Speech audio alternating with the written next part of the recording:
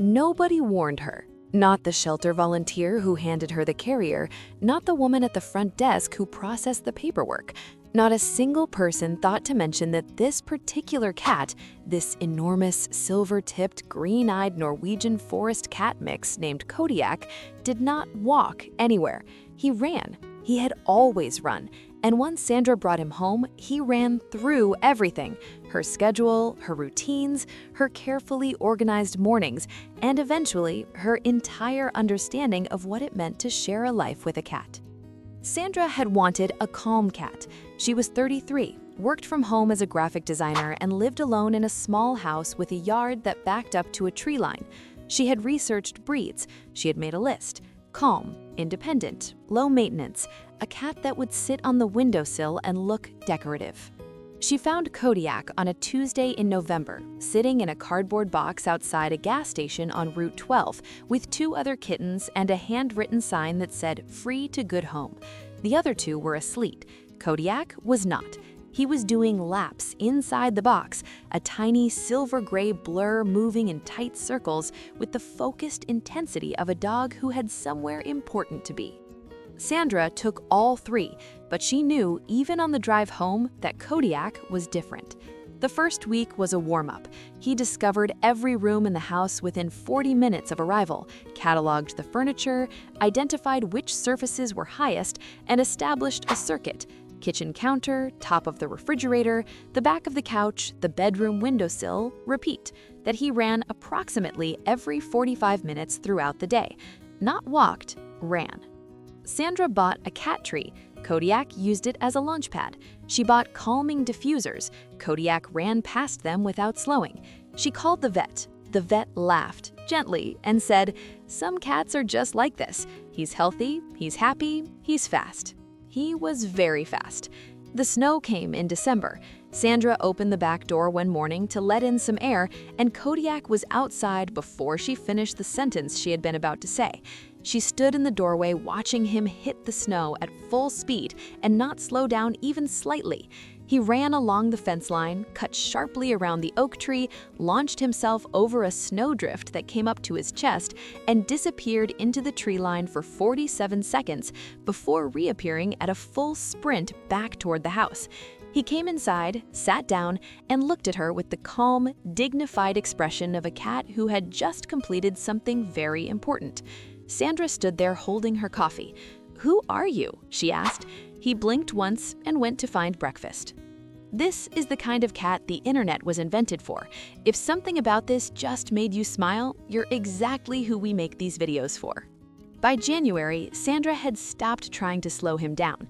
She had started, instead, to build her mornings around him. She learned that Kodiak ran his first outdoor lap at exactly 7:14 every morning, regardless of temperature, regardless of snow depth, regardless of whether Sandra was awake. She learned that he would wait, briefly, impatiently, at the back door for approximately 90 seconds before finding his own way out, a method involving the bathroom window that she had not yet fully understood. She started getting up at 7. She made coffee, she opened the back door, and every morning, without fail, she watched this enormous, fluffy cat explode out of the house and care across the yard like he was late for something.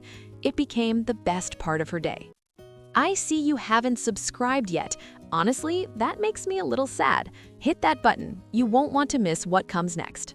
Her neighbor David noticed first. He texted her in February with a photo he had taken from his kitchen window. Kodiak in full sprint across the yard, all 4 feet off the ground, silver fur streaming behind him, expression absolutely serious. The caption said, "Is your cat okay?" Sandra texted back a single word, "Always." She set the photo as her phone wallpaper. Stories like Kodiak's are too good to keep to yourself. Spring came and the snow melted, and Sandra had assumed, vaguely, that the running would slow down. It did not. Kodiak simply upgraded his terrain. The yard became a circuit, the fence became a balance beam, the oak tree became a personal challenge that he was winning, branch by branch, in a campaign that Sandra had stopped interfering with after the 3rd time she tried to call him down, and he looked at her with an expression she could only describe as politely baffled. He ran in the rain. He ran in sleet. He ran on the morning Sandra had a work deadline and 3 unanswered emails and no patience for a cat who needed the back door opened at 7:14 exactly, and she opened it anyway, because by then she understood that his schedule was non-negotiable.